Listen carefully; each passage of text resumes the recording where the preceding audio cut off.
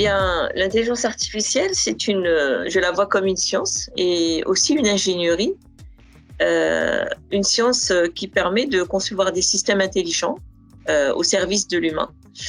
Et puis, c'est aussi une ingénierie puisqu'on peut fabriquer des dispositifs intelligents, des objets connectés, etc., etc. Alors, l'intelligence artificielle, au début, c'était une science qui permettait dont l'objectif était de reproduire les processus cognitifs de l'humain.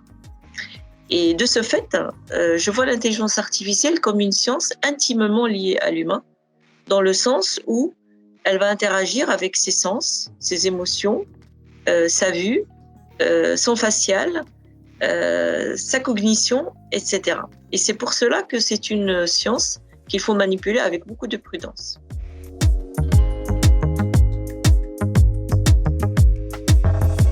Il y a beaucoup de chefs d'État aujourd'hui qui pensent que la maîtrise de l'intelligence artificielle permettra de maîtriser le monde. D'abord, sur le plan économique, elle va permettre de faire des avancées très importantes, des avancées colossales, de gagner beaucoup de temps. Mais aussi, c'est une science qui apprend et qui peut faire aussi des prédictions sur des phénomènes futurs. Après, c'est une science que moi j'aime bien dire qui a double tranchant, c'est-à-dire qu'elle peut très vite être instrumentalisée pour faire des systèmes intrusifs et pour faire des systèmes de contrôle de masse. Et donc pour cela, il est très important de connaître les tenants et les aboutissants de cette science. Et je recommande à tous les jeunes de s'y mettre très très tôt. L'intelligence artificielle en soi n'est pas bonne ou mauvaise, mais l'utilisation qu'on va en faire peut l'être. Et du coup, mieux comprendre les choses permet de mieux appréhender cette technologie et cette science.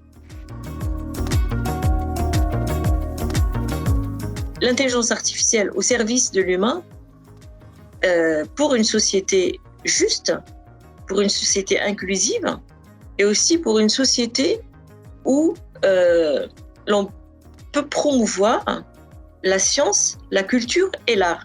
L'intelligence artificielle aujourd'hui peut être utilisée à bon escient pour décharger l'humain de tout ce qui est fastidieux, de tout ce qui est barbant, de tout ce qui est chronophage, pour lui permettre de faire de belles choses, à condition qu'elle ne soit pas manipulée.